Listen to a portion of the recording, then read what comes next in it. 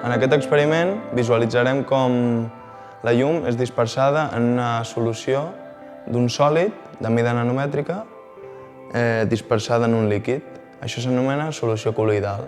La gràcia d'aquest experiment és que la llum només es visualitzaria quan passa a través d'aquest tipus de solucions. En canvi, aquesta llum no seria visible quan passa a través d'una substància pura.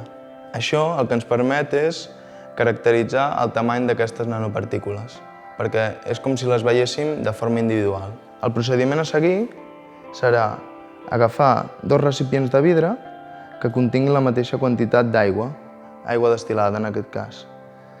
En un el deixem amb aigua i a l'altre li posem les nanopartícules de plata del kit. Tant, les agafem i un parell o tres de gotes amb la pipeta Pasteur i les posem a una de les dues dissolucions.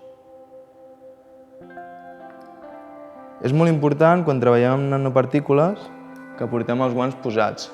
Ara ja ho tenim tot per poder dur a terme l'experiment.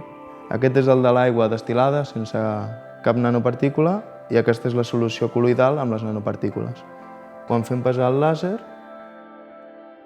observem que a la solució col·loidal el làser és observat.